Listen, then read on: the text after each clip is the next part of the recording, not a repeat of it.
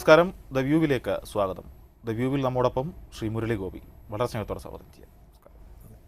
മലയാളത്തിൻ്റെ പുതിയ സിനിമയുടെ ഒരു സജീവ സാന്നിധ്യം എന്ന നിലയിൽ ഒട്ടേറെ ചിത്രങ്ങളുമായാണ് ഇപ്പോൾ പ്രേക്ഷകരോട് സംവാദിക്കാൻ എത്തിയിരിക്കുന്നത്. ഏറ്റവും ഒടുവിൽ വെടിവഴിപാട് എന്ന ചിത്രം പ്രദർശനം തുടരുമ്പോൾ എന്താണ് ഈ സിനിമയെക്കുറിച്ച് പറയാനുള്ളത്? ഇതൊരു സറ്റയർ എന്ന് വേണമെങ്കിൽ പറയാം. ശംഭു പുരുഷോത്തമൻ എഴുതി സംവിധാനം ചെയ്യുന്നൊരു ചിത്രമാണിത്. അദ്ദേഹത്തിൻ്റെ ആദ്യത്തെ ചിത്രമാണ്. അപ്പോൾ ഇതിൻ്റെ ഒരു രസകരമായ ഒരു ബേസിക് ത്രെഡ് ഈ സിനിമയ്ക്കുണ്ടെങ്കിലും അതിനുള്ളിൽ കുറച്ചുകൂടെ ആഴത്തിൽ പല പല നിരകളിലായി പല പല പ്രതലങ്ങളിലായി ഈ സിനിമ ഒളിപ്പിച്ചു വച്ചിരിക്കുന്ന ഒരുപാട് സാമൂഹികവും മനഃശാസ്ത്രപരവുമായ ലെയേഴ്സ് ഉണ്ട്. ഇപ്പോൾ സബ് ടെക്സ്റ്റ് ഉള്ള ഒരു സിനിമ, ഒരു എൻ്റർടൈനർ എന്ന് വേണമെങ്കിൽ പറയാം. വളരെ റെയറായിട്ട് മാത്രമേ സബ് ടെക്സ്റ്റുള്ള രസിപ്പിക്കുന്ന ചിത്രങ്ങൾ നമ്മളുടെ മുന്നിൽ എത്താറുള്ളൂ. വെടിവഴിപാട് അങ്ങനെയുള്ള ഒരുപാട് സബ് ടെക്സ്റ്റ് ഉള്ള ഒരു എൻ്റർടൈനറാണ് എന്നാണ് എനിക്ക് തോന്നിയിട്ടുള്ളത്. സത്യം ആർക്ക് കേൾക്കണം? എല്ലാവർക്കും എന്തെങ്കിലും ഇല്യൂഷനിൽ കഴിയാനാണ് താല്പര്യം. നീ കട അടച്ചോ? നാളേക്കുള്ള ദ്രാവകം വാങ്ങിച്ചോ?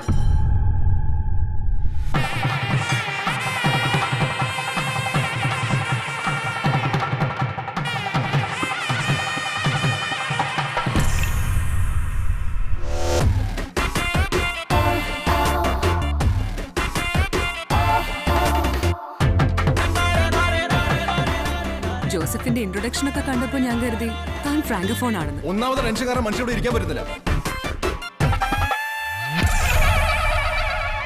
സോ തന്റെ സഹകരണം എനിക്ക് പ്രതീക്ഷിക്കാമല്ലോ. പുള്ളിക്കാരത്തി നീ എന്ന് വീട്ടിൽ വരും. I hope you don't mind me sitting here. ഈ ക്ലയൻസ് ഒക്കെ ഇങ്ങനെ ഇടയ്ക്കിടയ്ക്ക് അപ്പോഴേക്കും കാണും. And I'm going to recommend your name. എന്നെ മര്യാദ പഠിപ്പിക്കാനുള്ള വരവാണോ? പി എന്താ പറഞ്ഞു വരുന്നത്? പണ്ട് ഐൻസ്റ്റീൻ പറഞ്ഞത് രാത്രി ഉള്ളിടത്തോളം കാലം സമയമില്ല എന്ന് പറയുന്നതിൽ ഒരു അർത്ഥമില്ലെന്ന്. ശരിയാണ്. എന്നാവാ തുടങ്ങാം. Let us start, man. Stuff ഉണ്ടോ? വലിയുണ്ടോ? ഇന്നോട്ട് തുടങ്ങി. ഇതിനങ്ങനെ മണമൊന്നുമില്ലടോ. ഇവിടെ അച്ചടക്കത്തോടും ഭയഭക്തിയോടും കഴിയുന്ന വേറെയും കുട്ടികളുണ്ട്.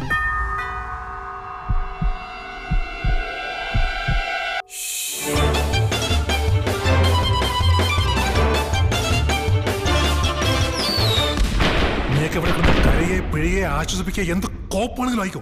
പക്ഷെ പുറത്തെങ്ങാനും ഇറങ്ങി വന്ന് ഷോ അടിച്ച അടിച്ചതിൻ്റെയൊക്കെ കേട്ടോ.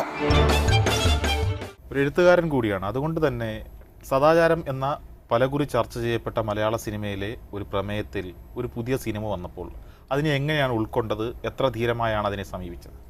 ഒരു ആക്ടർ എന്നുള്ള നിലയിൽ എനിക്ക് കിട്ടുന്ന കഥാപാത്രങ്ങളുടെ വൈവിധ്യമാണ് ഞാനെപ്പോഴും ഒരു അളവുകോലായിട്ട് നോക്കാറുള്ളത്. അപ്പോൾ എത്രത്തോളം എന്നെ എക്സ്പ്ലോർ ചെയ്യാൻ, ഒരു ആക്ടർ എന്നുള്ള നിലയിൽ എന്നെ എക്സ്പ്ലോർ ചെയ്യാൻ സാധിക്കും എന്ന് മാത്രമാണ് എൻ്റെ ചിന്ത.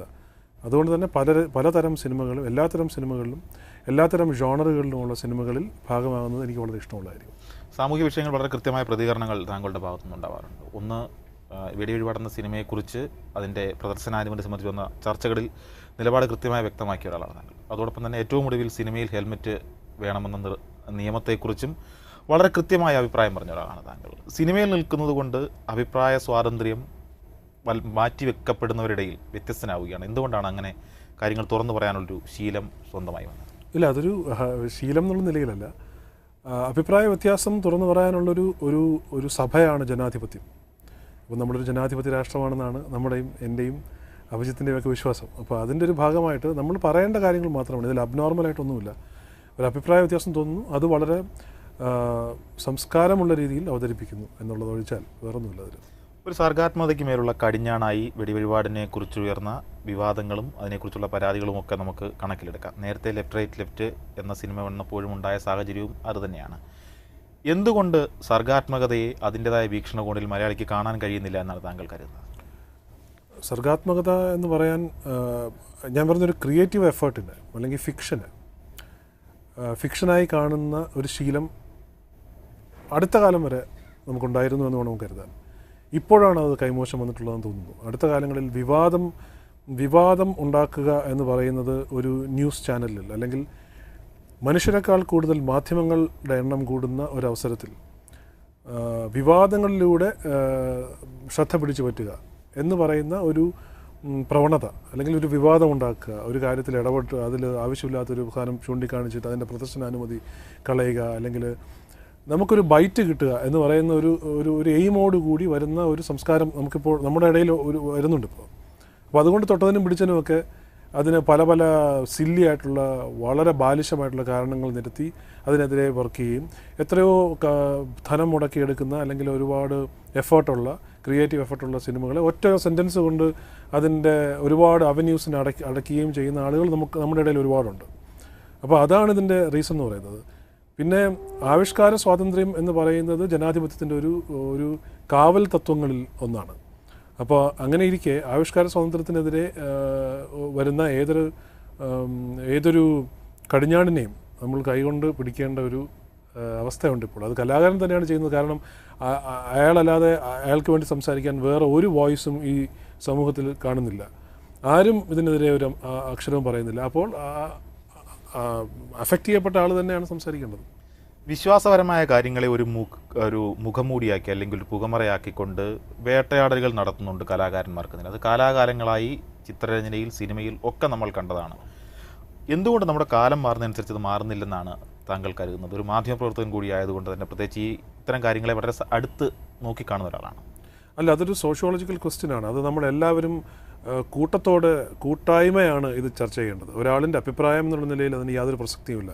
കാരണം അഭിപ്രായങ്ങൾ ഒറ്റപ്പെട്ടതാകുമ്പോൾ തന്നെ അഭിപ്രായം പറയുന്നവനും ഒറ്റപ്പെട്ടവനാകുന്നു.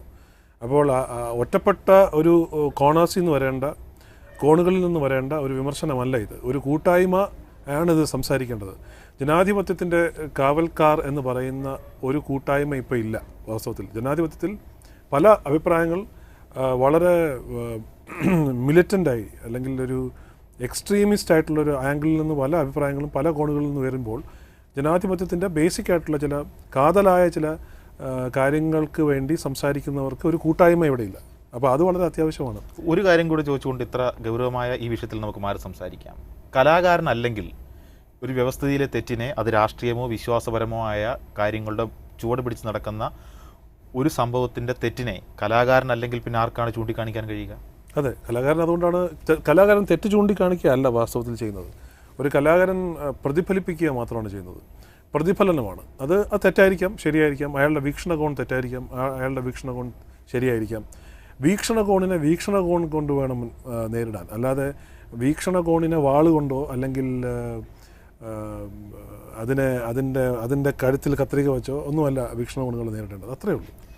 പുതിയ കാലത്തിൻ്റെ നമ്മളിപ്പോൾ സോക്കോൾഡ് ന്യൂ ജനറേഷൻ മൂവീസ് ഒക്കെ വിളിക്കുമ്പോൾ ഇത്തരം സാമൂഹ്യ ഉത്തരവാദിത്തത്തിൽ സിനിമ എങ്ങനെ ഇടപെടുന്നു എന്നാണ് താങ്കൾ കരുതുന്നത്? സിനിമ വാസ്തവത്തിൽ ഇടപെടുന്നില്ല എന്നാണ് എൻ്റെ അഭിപ്രായം. സിനിമ ഇടപെടാൻ ഒരു കലയ്ക്കും ഇടപെടുന്ന കല പ്രോപ്പഗൻഡിസ്റ്റ് ആർട്ട് എന്ന് വേണമെങ്കിൽ പറയാം. അത് എൻ്റെ ഒരു രീതി അതല്ല, ഞാനതിൽ വിശ്വസിക്കുന്നുമില്ല. റിഫ്ലക്റ്റ് ചെയ്യുക മാത്രമാണ് കലയ്ക്ക് ചെയ്യാൻ പറ്റുന്ന മാക്സിമം ധർമ്മം എന്നാണ് എൻ്റെ വിശ്വാസം. ഒന്നിനെ പ്രതിഫലിപ്പിക്കുക എന്നതാണ്. ഒരു കണ്ണാടിയായി മാത്രമേ കലയ്ക്ക് വർത്തിക്കാൻ പറ്റൂ. കണ്ണാടി അല്ലാതെ ഒരു ഒരു ഒരു വെളിച്ച സ്രോതസ് പോലും ആവാനുള്ള ഇതില്ല. പല രീതിയിലുള്ള കണ്ണാടികൾ നമുക്ക് പ്രസൻറ്റ് ചെയ്യാം എന്നേ ഉള്ളൂ. കല അങ്ങനെ ഒരുപാട് തരം കണ്ണാടികൾ മുമ്പ് വയ്ക്കും. ആ കണ്ണാടിക്ക് മുകളിൽ തുണിയിടുകയോ അല്ലെങ്കിൽ കണ്ണാടിയെ കല്ലുകൊണ്ട് എറിഞ്ഞുടക്കുകയോ ചെയ്യുന്നതല്ല കണ്ണാടിയുടെ ഒരു പ്രസക്തിയെ കളയുന്നത്. നമുക്ക് പുതിയ സിനിമകളുടെ മറ്റ് വിശേഷങ്ങളിലേക്ക് വന്നതിന് ശേഷം പോകേണ്ടതുണ്ട്. കുറേയേറെ സിനിമകളുടെ അഭിനയത്തിലും ചർച്ചകളിലും പുതിയ എഴുത്തിൻ്റെ ഭാഗത്തുമൊക്കെയാണ്.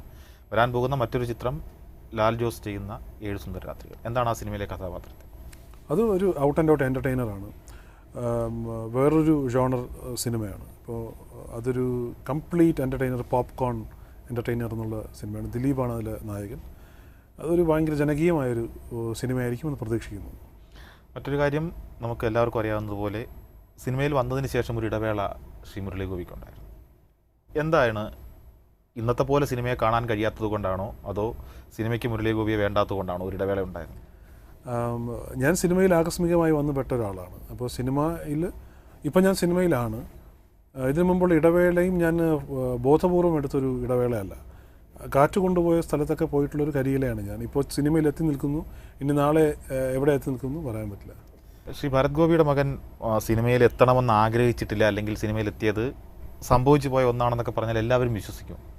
സിനിമ എനിക്ക് എന്നും ഇഷ്ടമുള്ള ഒരു മീഡിയമായിരുന്നു. ഞാൻ കുഞ്ഞായിരിക്കുമ്പോൾ പോലും എനിക്ക് സിനിമ ഒരുപാട് കാണുകയും സിനിമയുടെ ഒരുപാട് ഡീപ്പായിട്ട് സിനിമയെ കോൺടംപ്ലേറ്റ് ചെയ്തിരുന്ന ഒരു ആൾ എന്ന് വേണമെങ്കിൽ പറയാം. അതൊരു താല്പര്യം എന്നുള്ള നിലയിൽ മാത്രമല്ല, സിനിമയെക്കുറിച്ച് ആലോചിക്കുമ്പോഴും ഇൻഡസ്ട്രിയെക്കുറിച്ച് ആലോചിക്കുമ്പോഴും ഒക്കെ അതിനെ ഒബ്സർവ് ചെയ്യുമ്പോൾ തന്നെ അതിൽ എത്തിച്ചേരാൻ പറ്റുമോ എന്ന് ഞാൻ ഇങ്ങനെ ആലോചിച്ചിട്ട് പോലുമില്ല. കാരണം അത്രയും വിശാലമായൊരു ഏരിയയാണ്. അതിൽ ഒരുപാട് പ്രതിഭാധനരായ ആൾക്കാരുണ്ട്, മഹാരഥികളുണ്ട്. അവരുടെ ഇടയിൽ എനിക്ക് എത്തിപ്പെടാൻ പറ്റുമെങ്കിൽ കൊള്ളാം എന്നുള്ളതല്ലാതെ അതിനുവേട്ട് വേണ്ടി അധികം പരിശ്രമം നടത്തിയിട്ടുള്ള ഒരു ഇതല്ല എൻ്റെ. പുതിയ കാലത്തെ സാമൂഹ്യ ഉത്തരവാദിത്തമുള്ള സിനിമകളുടെ ഒരു കൂട്ടുകെട്ടിൽ അരുൺകുമാർ അരവിന്ദ്, മുരളി ഗോപി തുടങ്ങിയ ഒരു നിര വന്നിട്ടുണ്ട്, പ്രത്യേകിച്ച് ഇന്ദ്രജിത്തിനോടൊപ്പം ചെയ്യുന്ന സിനിമകൾ. ഇത് സംഭവിച്ചു പോയ ഒന്നാണോ? അതെ, സംഭവിച്ചു പോയ ഒന്ന് തന്നെയാണ്.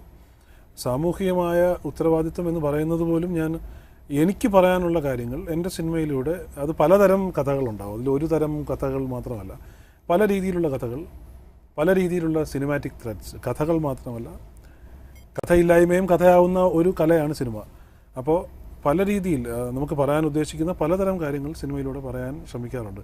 അതിൽ എനിക്ക് പറയാനുള്ളത് ഞാൻ പറയുന്നു എന്നുള്ളതേ ഉള്ളൂ. അത് വളരെ ആത്മാർത്ഥമായി പറയാൻ ശ്രമിക്കാറുണ്ട്, അത്രയേ ഉള്ളൂ. അരുൺകുമാർ അരവിന്ദ് എന്ന സഹപ്രവർത്തകനെ, ഒപ്പം സിനിമയിൽ സഞ്ചരിക്കുന്ന ഒരാളെ എത്രമാത്രം സ്വാധീനം ചെലുത്താനും എത്രമാത്രം പരസ്പരം സഹായിക്കാൻ കഴിയുന്നവരായി കാണുന്നുണ്ട്? എൻ്റെ ഐഡിയാസിന് എൻ്റേതായൊരു നറേറ്റീവ് സ്റ്റൈലുണ്ട്. അപ്പോൾ ആ സ്റ്റൈല് മനസ്സിലാക്കുന്ന ഒരാളാവണം ഞാൻ. എൻ്റെ സംവിധായകൻ, അതായത് എഴുത്തുകാരൻ എന്നുള്ള നിലയിൽ ഒരു സംവിധായകൻ എൻ്റെ സ്റ്റൈൽ ഓഫ് നറേറ്റീവിനെയും അല്ലെങ്കിൽ കണ്ടൻറ്റിനെയും ഒക്കെ മനസ്സിലാക്കുന്ന ഒരാളായിരിക്കണം എന്നുണ്ട്. അത് വളരെ നന്നായി ഞാനുമായിട്ട് ക്രിയേറ്റീവ് വൈബുള്ള ഒരാളാണ് അരുൺകുമാർ അരവിന്ദ്. അദ്ദേഹത്തിൻ്റെ 2 സിനിമകളിലും അങ്ങനെ ചെയ്തിട്ടുണ്ട്. ഇനി ചെയ്യാൻ പോകുന്നത് രതീഷ് അമ്പാട്ടുമായിട്ടുള്ള സിനിമയാണ്. അത് കഴിഞ്ഞ് GN കൃഷ്ണകുമാറിൻ്റെ ഒരു സിനിമയാണ്. അപ്പോൾ അവരുമായിട്ടും ഞാൻ ഈ ക്രിയേറ്റീവ് വൈബ് ഉണ്ടാവുമെന്ന് പ്രതീക്ഷിക്കുന്നു. ഈ പറയപ്പെടുന്ന ന്യൂ ജനറേഷൻ സിനിമയുടെ ഭാഗത്തേക്ക് നോക്കാറോ അതിനേക്ക് കടക്കാനോ ശ്രമിച്ചിട്ടില്ലേ? ഇല്ല, ഞാൻ എൻ്റേതായൊരു ജനറേഷൻസ് ആണ് എൻ്റെ ജനറേഷൻ എന്ന് പറഞ്ഞാൽ എൻ്റെ ഉൽപ്പാദനങ്ങൾ ഞാൻ ഉൽപ്പാദിപ്പിക്കുന്നതാണ് ഞാൻ ജനറേഷൻസ് എന്ന് പറയുന്നത്. അത് മാത്രമേ ഞാൻ കൺസിഡർ. എനിക്ക് പറയാനുള്ളത് എന്താണോ അത് പറയാനുള്ള അവസരം ഉണ്ടെങ്കിൽ അത്രയേ ഉള്ളൂ. അല്ല, നമുക്ക് ഈ ന്യൂ ജനറേഷൻ സിനിമ എന്ന വിളിപ്പേര് ഇപ്പോൾ എല്ലാവരും ഉപയോഗിക്കുന്നുണ്ട് ചോദിച്ചിട്ടുണ്ട്. ആ സിനിമകളെക്കുറിച്ചുള്ള അഭിപ്രായം എന്താണ്? ഓരോരുത്തരും അവർക്ക് പറയാനുള്ള കാര്യങ്ങൾ പറയുന്നു. അവർക്ക് പറയാൻ പറ്റുന്ന രീതിയിൽ പറയാൻ അവർ ശ്രമിക്കുന്നു. അതിൽ ചിലർ ഞാൻ ഉൾപ്പെടെയുള്ളവർ ചിലർ സക്സീഡ് ചെയ്യുന്നു, ചിലർ സക്സീഡ് ചെയ്യുന്നില്ല. ഇപ്പോൾ വെടിവഴിപാടിൻ്റെ കാര്യം പറയുകയാണെങ്കിൽ പോലും പുതിയൊരാളാണ് ശംഭു എഴുതി സംവിധാനം ചെയ്യുന്ന സിനിമ. അദ്ദേഹം ഒരു പുതിയ രീതിയിലാണ് അത് പറയാൻ നോക്കിയിട്ടുള്ളത്. ഒരു അഡൾട്ട് കോമഡിയായി ചിത്രീകരിക്കാൻ ഒരു ശ്രമമുണ്ട് ഒരു വശത്ത്, അല്ലെങ്കിൽ അത് ഒരു ഔട്ട് ആൻഡ് ഔട്ട് എൻ്റർടൈനറായിട്ട് ചിത്രീകരിക്കാനുള്ള ശ്രമം മറുവശത്തുണ്ട്.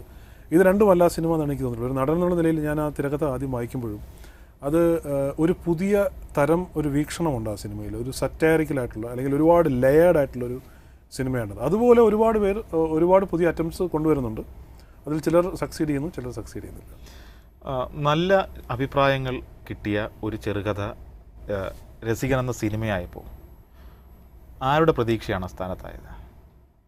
അത് ഞാൻ എഴുതിയ ചേകവൻ എന്ന് പറയുന്ന ഒരു സ്ക്രീൻ പ്ലേയിൽ നിന്നാണ് രസികൻ്റെ ഒരു ബേസിക് ത്രെഡ് വരുന്നത്.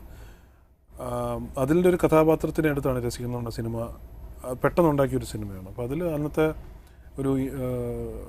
ഒരു ഫിലിം ഇൻഡസ്ട്രിയുടെ ഒരു കിടപ്പും അന്നത്തെ ഒരു ഫോർമുലായിക് ആയിട്ടുള്ള ഒരു ഇതിലും അത് വർക്ക് ചെയ്യാതെ പോയി. അതിന് ഞങ്ങളെല്ലാവരും ഒരുപാട് പേര് ഉത്തരവാദികളാണ്. തിരിഞ്ഞു നോക്കുമ്പോൾ അതാകരുതായിരുന്നു ആദ്യ സിനിമയെന്ന് തോന്നിയിട്ടുണ്ട്? ഒരിക്കലുമില്ല. ഒരു രസികനൊക്കെ തന്നിട്ടുള്ള പാഠങ്ങൾ വലുതാണ്. ഞാൻ എൻ്റെ ജീവിതത്തിൽ സംഭവിച്ചിട്ടുള്ളതെല്ലാം എനിക്ക് കിട്ടിയ വലിയ പാഠങ്ങളായിട്ട് കരുതുന്നതാണ്. അതുകൊണ്ട് വളരെ അമൂല്യമായ പാഠം തന്നിട്ടുള്ള സിനിമയാണ് രസികൻ. അച്ഛൻ്റെ ചലച്ചിത്ര പ്രവർത്തകൻ എത്രത്തോളം സ്വാധീനം ചെലുത്തിയെന്ന് ചോദിച്ചിട്ട് പ്രത്യേകിച്ചൊരു ഉത്തരവല്ല പ്രതീക്ഷിക്കുന്നത്. എത്രമാത്രം അദ്ദേഹത്തിൽ നിന്ന് പഠിക്കാൻ ശ്രമിച്ചിട്ടുണ്ട്, പഠിക്കാൻ കഴിഞ്ഞിട്ടുണ്ട്? എൻ്റെ ഏറ്റവും വലിയ ഇൻസ്പിറേഷൻ അച്ഛനാണ്. എൻ്റെ ഏറ്റവും വലിയ ഇൻഫ്ലുവൻസ് അല്ല, ഇൻസ്പിറേഷനാണ് അച്ഛൻ. ഒരു പ്രചോദനമാണ് അച്ഛൻ. അച്ഛൻ ഞാൻ കണ്ടിട്ടുള്ള ലോകത്തിലെ ഏറ്റവും മഹാനായ നടൻ ആരാണ് എന്ന് എന്നോട് ചോദിച്ചാൽ ഞാൻ അച്ഛൻ എന്ന് പറയും. അച്ഛൻ കലയിൽ അപ്ലൈ ചെയ്തിരുന്ന രീതി, അച്ഛൻ്റെ ഫോക്കസ്, അതൊക്കെ എനിക്ക് എക്കാലത്തും പ്രചോദനമാണ്. എഴുത്തിൽ ആരെയാണ് മാതൃകയാക്കാൻ, അല്ലെങ്കിൽ എഴുത്തിൽ ആരുടെ ശൈലിക്കൊപ്പമാണ് എൻ്റെ രചന എന്ന് സ്വയം വിലയിരുത്തിയിട്ടുണ്ടോ? ഇല്ല, അങ്ങനെയില്ല. ഞാൻ എൻ്റേതായ രീതിയിൽ എഴുതുന്ന ഒരാളാണ്. സ്ക്രീൻ പ്ലേ എഴുതുന്ന പോലും എൻ്റേതായ അതിൻ്റെ ഒരു രീതി എൻ്റേതാണ്. അപ്പോൾ അതിനൊരു പ്രത്യേക ഈ അക്സെപ്റ്റഡ് ആയിട്ടുള്ള ഒരു സ്ക്രീൻ പ്ലേ റൈറ്റിംഗ് ടെക്നിക്കോ അങ്ങനെയൊന്നുമില്ല. എൻ്റേതായ രീതിയിൽ എനിക്ക് തോന്നുന്ന എല്ലാ ഡീറ്റെയിൽസും കംപ്ലീറ്റ് ഡീറ്റെയിലിങ്ങോടുകൂടി ഷോർട്ട് ഡിവിഷൻസോടുകൂടിയൊക്കെ എഴുതുന്ന ഒരു രീതിയാണ്. വളരെ എക്സോസ്റ്റീവായിട്ട് എഴുതുന്നൊരു രചനാ രീതിയാണ്. എനിക്ക് അങ്ങനെ ആരുമായിട്ടും എനിക്കങ്ങനെ ഒരു സാമ്യമുണ്ടെന്ന് തോന്നുന്നു. അല്ല, നമ്മളോടൊപ്പം പ്രവർത്തിക്കുന്ന ഒരു സംവിധായകന് നമ്മുടെ എഴുത്തിൽ എത്രമാത്രം സ്വാധീനം ചെലുത്താൻ കഴിയും, അല്ലെങ്കിൽ എത്രമാത്രം അതിൽ ഇടപെടാൻ കഴിയുമെന്നാണ് സ്വയം വിശ്വസിക്കുന്നത്?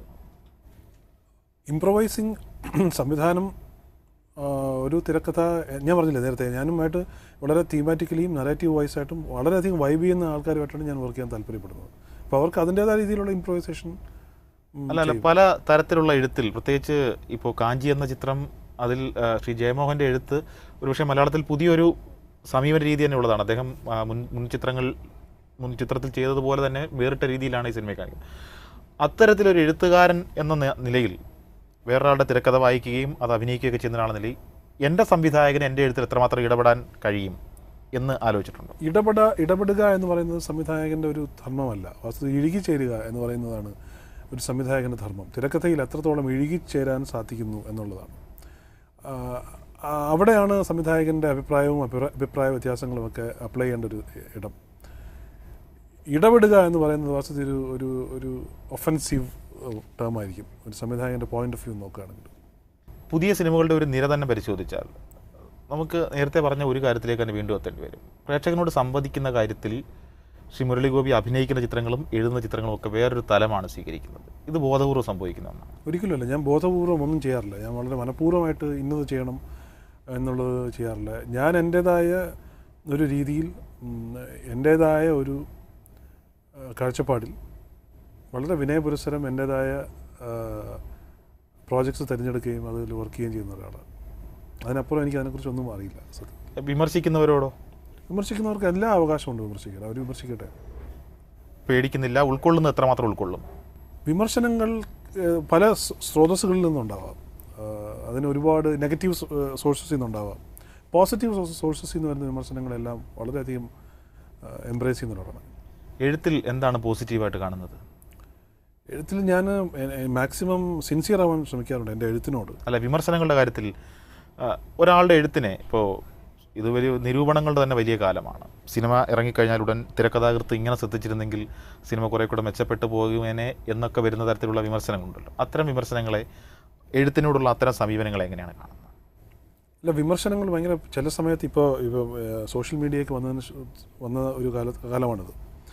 അപ്പോൾ ഈ ഒരു സിനിമ കാണുമ്പോൾ, അതിൻ്റെ ആദ്യത്തെ ഷോ കാണുമ്പോൾ ആദ്യത്തെ സീൻ തുടങ്ങുന്നത് തൊട്ട് തന്നെ ഫേസ്ബുക്കിൽ പോസ്റ്റ് ചെയ്യുന്നൊരു സ്വഭാവം ഇവിടുത്തെ ഒരുപാട് ആളുകൾ, ഞാൻ ആദ്യം പോസ്റ്റ് ചെയ്തു എന്ന് പറയാൻ വേണ്ടി മാത്രം ഓരോ സീൻ, ഫസ്റ്റ് ഒരു സിനിമയെ മുഴുവനായി കാണാതെ തന്നെ ആദ്യത്തെ സീൻ തൊട്ട് ഈ സീനിൽ ഇത് സംഭവിച്ചു, ആ സീനിൽ അത് സംഭവിച്ചു എന്ന് കോൺസ്റ്റൻ്റ് ആയിട്ട് പോസ്റ്റ് ചെയ്തുകൊണ്ടിരിക്കുന്ന ഒരു സംസ്കാരം ഇപ്പോൾ ഉണ്ട്. അത് വളരെ അപകടകരമായ സംസ്കാരമാണ്. ഒരു സിനിമയെ നമ്മളൊരു സിനിമയെ സ്റ്റെയർ ചെയ്യരുത്. ഇപ്പോൾ ഒരുപാട് പേര് സിനിമയെ സ്റ്റെയർ ചെയ്യുന്നുണ്ട്. അതായത് ഞാൻ പറഞ്ഞ പോലെ ഈ തിരുവനന്തപുരത്തൊരു ചൊല്ലുണ്ട്, ചിറയുക എന്ന് പറയും. സിനിമയെ ചിറഞ്ഞു നോക്കുന്ന ഒരു വിഭാഗം ഇപ്പോൾ ഉണ്ട്. സിനിമ കാണുക, അതിനെ ഓപ്പണായിട്ട് കണ്ടാൽ സിനിമ നമ്മളോട് സംവേദിക്കും. അല്ലാതെ നമ്മളതിനെ സ്റ്റെയർ ചെയ്യാൻ നിന്ന് കഴിഞ്ഞാൽ ആ സിനിമ ഒന്നും സംസാരിക്കില്ല. ആ സിനിമ ഒരു വെറും എന്നാൽ സ്റ്റെയർ ചെയ്തോ എന്ന് മാത്രമേ പറയുള്ളൂ. അപ്പോൾ സ്റ്റെയറിങ് റിവ്യൂവേഴ്സ് ഒരുപാടുണ്ട്. Staring reviewing is A bad habit എന്ന് മാത്രമേ പറയാൻ പറ്റൂ. മറ്റൊരു കാര്യം, സിനിമയെ വളരെ സീരിയസ് ആയി കാണുന്ന ഒരുപാട് പ്രേക്ഷകർ മലയാളത്തിൽ കഴിഞ്ഞ കാലത്ത് അന്താരാഷ്ട്ര ചലച്ചിത്രോത്സവ വേദിയിൽ കിം കി ഡുക്കിനെ പോലുള്ള സംവിധായകരെ അടുത്ത് കാണാനും കാര്യങ്ങൾ അറിയാനും ഒക്കെ ശ്രമിക്കാറുണ്ട്. അത്തരം സാമൂഹ്യമായ ഒരു വളർച്ച നമ്മുടെ വാണിജ്യ സിനിമകൾക്കുണ്ടാവാൻ എന്താണ് നമുക്ക് ചെയ്യാൻ കഴിയുക? കിം കി ഡുക്കിൻ്റെ സിനിമ നമ്മുടെ സെൻസർ ബോർഡിൻ്റെ മുമ്പിൽ അവതരിപ്പിച്ചാൽ കിം കി ഡുക്കിന് 5 മിനിറ്റ് പോലും സ്ക്രീൻ ടൈം കിട്ടില്ല. കാരണം അത്രയും കട്ട്സും അത്രയും ബീപ്സും ഒക്കെ കഴിഞ്ഞ് അവസാനം കിം കി ഡുക്ക് സെൻസർ ചെയ്തൊരു സിനിമ പുറത്തിറക്കുകയാണെങ്കിൽ 5 മിനിറ്റ് ദൈർഘ്യമേ കാണുള്ളൂ. അങ്ങനെ ഇരിക്കെ, അങ്ങനെയുള്ള ഒരുപാട് കൺട്രോളിങ് ഫാക്ടേഴ്സ് ഇരിക്കെ അതുപോലൊരു സിനിമ എടുക്കാൻ സാധിക്കുമോ എന്ന് ചോദിക്കുന്നത് നമുക്ക് പറയാൻ പറ്റില്ല. അതുപോലൊരു സിനിമ എന്നതിനപ്പുറത്തേക്കായിട്ട് അതിനെക്കുറിച്ച് ആഴത്തിൽ പറയേണ്ട ചില കാര്യങ്ങളുണ്ട്. നമ്മുടെ സിനിമ എന്തായിരിക്കണം, നമ്മുടെ കാലഘട്ടം മാറുന്നതിനനുസരിച്ച് നമ്മുടെ സെൻസറിങ് കാഴ്ചപ്പാട് മാറണം എന്നൊക്കെയുള്ള ചർച്ചകൾ ആരാണ് തുടങ്ങി വെക്കേണ്ടത്? അത് നമ്മൾ തന്നെയാണ് തുടങ്ങി വെക്കേണ്ടത്. സെൻസർ ബോർഡിൻ്റെ ഗൈഡ് ലൈൻസിൽ ഒരുപാട് ചേഞ്ചസ് വരണം എന്നാണ് എൻ്റെ അഭിപ്രായം. ഫിക്ഷനെ കയറിട്ട് പിടിക്കാൻ നോക്കുന്നത് ബേസിക് കോമൺ സെൻസിന് തന്നെ, സാമാന്യ ബുദ്ധിക്ക് തന്നെ എതിരായിട്ടുള്ള കാര്യമാണ് ഫിക്ഷനെ കയറിട്ട് പിടിക്കുക എന്ന് പറയുന്നത്. ഇപ്പോൾ സിനിമയെ, പ്രത്യേകിച്ചും സിനിമ ടിക്കറ്റ് എടുത്ത് തിയേറ്ററിൽ പോയി കാണുന്ന ഒരു കലാരൂപമാണ്. അപ്പോൾ അതിനെ കയറിട്ട് പിടിക്കാൻ നോക്കുന്നത് ഭയങ്കരമായ ബാലിശമായൊരു ഏർപ്പാടാണ്. ടി വിയിലും ഇൻ്റർനെറ്റിലും എല്ലാ രീതിയിലുമുള്ള ഓപ്പണിങ്സ് കുട്ടികൾക്ക് വരെ വിരൽത്തുമ്പിൽ അവർക്ക് ആവശ്യമുള്ള വിഷ്വൽസ്, അത് എന്ത് തരം വിഷ്വൽസ് തന്നെ ആയാലും അവൈലബിൾ ആയിരിക്കെ ഫിക്ഷൻ മാത്രം കോൺസെൻട്രേറ്റ് ചെയ്യുന്ന ഒരു ആർട്ടാണ് സിനിമ. അപ്പോൾ ഫിക്ഷനെ മുഴുവനായും കൺട്രോൾ ചെയ്യാൻ നോക്കുകയും റിയാലിറ്റിയിൽ ഒരു പ്രശ്നവുമില്ലാതെ ഇങ്ങനെ റിയാലിറ്റിയിൽ എന്തൊക്കെയോ സംഭവിക്കുന്നുണ്ട്, റിഫ്ലക്റ്റ് ചെയ്യാനുള്ള അവസരം സിനിമയ്ക്ക് കൊടുക്കാതെ റിയാലിറ്റിയെ കൺട്രോൾ ചെയ്യുന്നതിന് പകരം സിനിമയെ കൺട്രോൾ ചെയ്യാൻ നോക്കുക, എല്ലാം ഇൻവേഴ്സാണ്. ഒരു തരം തലതിരിഞ്ഞൊരു ഇതുണ്ട്. അത് സെൻസർ ഗൈഡ് ലൈൻസിൽ ഭയങ്കരമായ ഇമ്പ്രൂവ്മെൻറ്റ് വരണമെന്നാണ് എൻ്റെ പേഴ്സണൽ അഭിപ്രായം. ഈ ശ്ലീലാശ്ലീലങ്ങൾ ഒരു പ്രയോഗം ഉണ്ടല്ലോ മലയാളത്തിൽ, അതുമായി ബന്ധപ്പെട്ട സിനിമയുടെ കാഴ്ചകളെ ഏത് രീതിയിലാണ് സമീപിക്കേണ്ടതെന്നാണ് അങ്ങയുടെ അഭിപ്രായം? ഫിക്ഷനായി തന്നെ വിടുക. സർട്ടിഫിക്കേഷന് വളരെ ഇമ്പോർട്ടൻസ് ഉണ്ട്. ഒരു സെൻസർ ബോർഡ് സർട്ടിഫയിങ് അതോറിറ്റിയാണ്. ഇത് അഡൾട്ട്സ് കാണണമോ കാണണ്ടയോ എന്ന് തീരുമാനിക്കാനുള്ള എല്ലാ അവകാശവും സെൻസർ ബോർഡ് സർട്ടിഫിക്കേഷനുണ്ട്. ആ സർട്ടിഫിക്കറ്റ്സിന് വളരെയധികം പ്രസക്തിയുണ്ട്. കുട്ടികളുമായിരുന്ന് കാണേണ്ട സിനിമ ആണോ അല്ലെങ്കിൽ കുട്ടികൾക്കുള്ള സിനിമയാണോ ഇങ്ങനെയൊക്കെ തീരുമാനിക്കാം. പക്ഷേ മുതിർന്നവർ സർട്ടിഫിക്കറ്റ് കൊടുത്തതിന് ശേഷം മുതിർന്നവർ ഇത് കാണാൻ കൊള്ളാമോ എന്ന് തീരുമാനിക്കുന്നത് ഭയങ്കര എൻ്റെ അഭിപ്രായത്തിൽ വളരെ പാട്രണൈസിങ് ആയിട്ടുള്ളൊരു വ്യൂ ആണ്. അത് ഞാൻ തീരുമാനിക്കും മുതിർന്നവരാണോ എന്ന് പറയുന്നത് പോലെയാണ്. അതൊരു ഭയങ്കരമായ ഒരു അതോറിറ്റേറിയൻ അല്ലെങ്കിൽ ഒരു ഏകാധിപത്യം സ്ഫുരിച്ചു നിൽക്കുന്ന ഒരു വ്യൂ പോയിൻ്റാണത്. നമ്മൾ കുട്ടികളുടെ കാര്യം പറയുമ്പോൾ തന്നെ ഞാൻ നേരത്തെ പറഞ്ഞ പോലെ കുട്ടികൾക്ക് വരെ വളരെയധികം അവന്യൂസ് ഉണ്ട് സിനിമയല്ലാതെ. സിനിമയിലൂടെ വഷളാവുന്നു എന്ന് പറയുന്ന വാദം ഇപ്പോഴത്തെ കാലത്ത് വളരെ ബാലിശമായൊരു വാദമാണ്. സിനിമയ്ക്ക് മുമ്പ് ലോകത്തിൽ നടന്നിട്ടുള്ള ഈ പറയുമല്ലോ സിനിമ ഇൻഫ്ലുവൻസ് ചെയ്യുന്നു എന്ന് പറയുന്നതിനോട് ഞാൻ പറയുകയാണ്. സിനിമയുടെ വരവിന് മുമ്പാണ്, സിനിമ സംസാരിച്ചു തുടങ്ങുന്നതിന് മുമ്പാണ് 2 ലോകമഹായുദ്ധങ്ങളും ഇവിടെ ഉണ്ടായിട്ടുള്ളത്. ഏറ്റവും കൂടുതൽ ബാറ്റിൽസ്, ഏറ്റവും കൂടുതൽ സ്കിർമിഷസ്, ഏറ്റവും കൂടുതൽ നരഹത്യ, ഇതെല്ലാം സിനിമയ്ക്ക് മുമ്പാണ് ഉണ്ടായിട്ടുള്ളത്. അപ്പോൾ സിനിമ വന്നതിന് ശേഷം വാസ്തവത്തിൽ ലോകം പീസ്ഫുൾ ആവുകയാണ് ഉണ്ടായത്. ഇതിൻ്റെ കണക്കുകൾ പരിശോധിച്ചാൽ അത് മനസ്സിലാവും. അങ്ങനെ ഇരിക്കെ സിനിമയ്ക്ക് എഗൻസ്റ്റായിട്ട് പറയുന്നതിന് അതിനകത്തൊരു ഒരു വളരെ നിഗൂഢമായ ചില ലക്ഷ്യങ്ങൾ ഉണ്ടെന്ന് എനിക്ക് തോന്നുന്നു. അതായത് നിങ്ങളൊന്നും അങ്ങനെ സംസാരിക്കണ്ട എന്ന് പറയാതെ പറയുന്നൊരു രീതി എവിടെ നിന്നൊക്കെയോ വരുന്നുണ്ട്. കലാകാരന്മാരുടെ കൂട്ടായ്മയിൽ ഇത്തരം ചർച്ചകൾ എന്തുകൊണ്ടുണ്ടാകുന്നില്ല? അതാണ് ഞാൻ നേരത്തെ പറഞ്ഞത്. കൂട്ടായ്മകളാണ് വളരേണ്ടത്. ഇവിടെ ഒരാൾ ഒരു വശത്ത് നിന്ന് സംസാരിച്ചുകൊണ്ടൊന്നും ഒരു കാര്യമില്ല. ക്രിയേറ്റിവിറ്റിയുടെ അല്ലെങ്കിൽ ക്രിയേറ്റീവ് തോട്ട്സിന് ഒരു നല്ല ഒരു അംബ്രല, ഒരു കൂട്ടം ആൾക്കാർ, അതൊരു അപ്പൊളിറ്റിക്കൽ എന്ന് പറയാൻ പറ്റില്ല, അതിൽ യാതൊരു ഓർഗനൈസേഷൻ്റെയോ അസോസിയേഷൻ്റെയോ ഒക്കെ അപ്പുറത്തുള്ള ഒരു കൂട്ടായ്മ, ഇതിനെതിരെ ഒരു ഡിഫൻസീവ് കൂട്ടായ്മ ഉണ്ടാവേണ്ടിയിരിക്കുന്നു. ഒരുപക്ഷെ ലോകത്തിലെ എല്ലാ കഥാപാത്രങ്ങളെയും അടുത്തറിയാൻ ശ്രമിക്കുന്ന മനസ്സുള്ള, പ്രത്യേകിച്ച് കൂടുതൽ വായിക്കുന്ന, നന്നായി എഴുതുന്ന ഒരാളെന്ന നിലയിൽ മനസ്സിൽ സ്വപ്നമായി സൂക്ഷിക്കുന്ന ഒരു കഥാപാത്രമുണ്ടോ? ഇല്ല, അങ്ങനെയില്ല.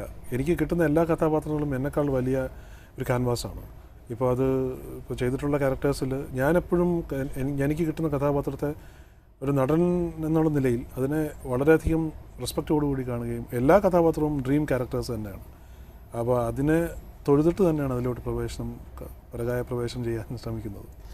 എഴുത്തിൽ മനസ്സിൽ സൂക്ഷിക്കുന്ന അല്ലെങ്കിൽ ആഗ്രഹമായി സൂക്ഷിക്കുന്ന സിനിമ എൻ്റെ സിനിമയായി കാണണം. എല്ലാ സിനിമകളും അങ്ങനെ തന്നെയാണ്. പക്ഷേ ഒരു സൃഷ്ടിയെ അല്ലെങ്കിൽ ഒരു അനുഭവത്തെ എൻ്റേതായി എനിക്ക് കാണണം എന്ന് തോന്നിയിട്ടുള്ളത് എന്തൊക്കെയാണ്? അങ്ങനെ ഒരുപാട് പെറ്റ് തീംസ് ഉണ്ട് എനിക്ക്. ഒന്നും വളരെ വിഭിന്നമായിട്ടുള്ള ഒരുപാട് തീംസ് ഉണ്ട്, ത്രെഡ്സ് ഉണ്ട്. അതെല്ലാം സിനിമയെ കണ്ടാൽ കൊള്ളാമെന്നുണ്ട്. പുതിയ എഴുത്തിനെ കുറിച്ച് പറഞ്ഞു. കാഞ്ചിയുടെ സംവിധായകനാണ്. കൃഷ്ണകുമാറിൻ്റെ സിനിമയാണ് അടുത്ത രതീഷ് അമ്പാട്ടിന് ശേഷം ചെയ്യാൻ പോകുന്നത്. ഈ 2 സിനിമകളും ഏകദേശം കഥയുടെ തലത്തിലേക്ക് എത്തിയോ?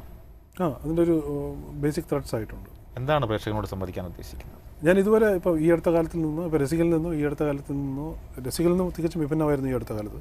അതിൽ നിന്നും തികച്ചും വിഭിന്നമായ ഒരു ഭൂമികയായിരുന്നു ലെഫ്റ്റ് റൈറ്റ് ലെഫ്റ്റിൻ്റെ.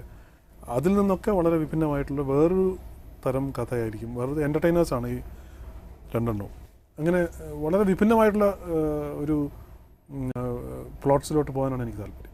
അരുൺകുമാർ അരവിന്ദൻ്റെ തന്നെ 1/2 തിയേറ്ററുകളിലേക്ക് എത്താൻ പോവുകയാണ്. അതെ.